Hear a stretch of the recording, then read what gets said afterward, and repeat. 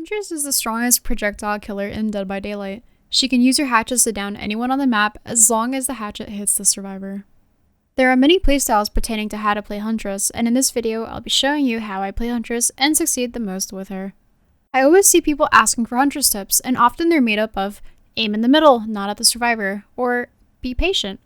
But what does that exactly mean? Let's do some basics first before we get into that. There are two ways you can throw hatchets, fully charged and arced. When you hold her hatchet up long enough, an audio cue will play which lets you know it's fully charged.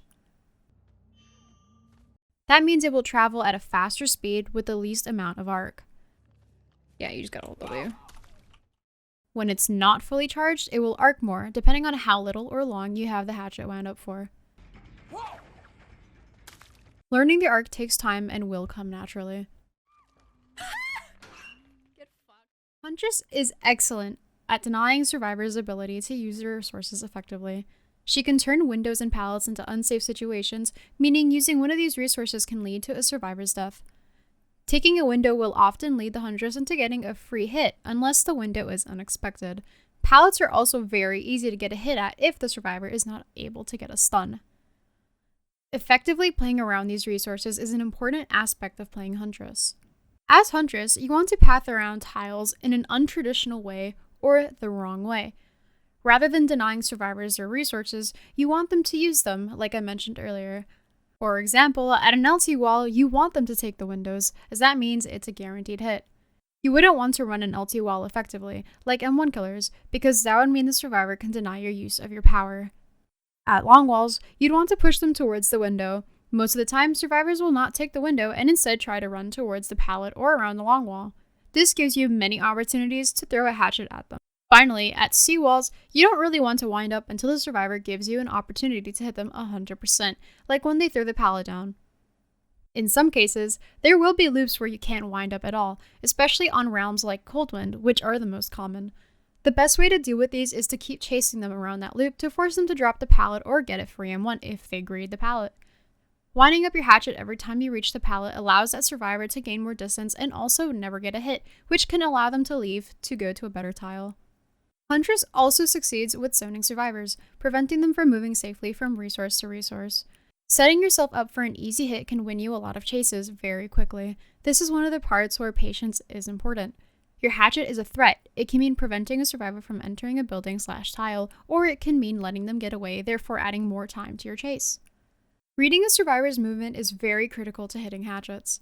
Aiming in the middle guarantees you a hit most of the time, as most survivors tend to do a zigzag motion left and right. What this means is you let the survivor essentially dodge into your hatchet. This way of attempting to dodge hatchets also lets you gain distance towards the survivor as they are moving side to side, making it easier to hit your hatchet, especially when it's fully charged. You want to wait to see if the survivor will continue making the same pattern, allowing you to judge when to let go of the hatchet. This leads back into patience and aiming in the middle to allow the survivor to dodge into your hatchet. This is especially strong when the survivor is against the wall, as it is undodgeable. Hitting their shoulder that isn't against the wall means a hit 100% of the time, especially at a tile like Shack, for example. This leads on to waiting out dead hard, and how you can do that. Most of the time, survivors will dead hard before you even throw your hatchet if you wait long enough. However, waiting too long can also let the survivor reach safety. Waiting out dead hard is a guaranteed down when at a close distance, like if a survivor dead hards to a pallet.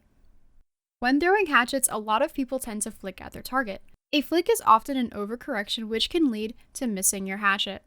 You want to generally avoid flicking, as this can make your chase longer and allow a survivor to get to safety if you miss your hatchet. So why do people flick? People who flick often have a background in FPS or see other people do it and want to replicate it. However, things don't move quickly in Dead by Daylight, therefore flicking is not a needed mechanic to keep up with the motion of survivors. Melee hatchets are an important aspect of Huntress. Melee hatchets are hatchets thrown in close range. For example, this survivor spinning in my face is about to get a melee hatchet to the face. This can also happen when you are chasing someone with close distance. You don't want to M1 often as Huntress, because the cooldown after throwing a hatchet is quicker. The typical order is hatchet, then M1 if the survivor is close enough. Going for crossmaps or prediction hatchets comes with game and killer experience, like determining when to throw a hatchet when you see a survivor aura, as you see many skilled Huntress players do.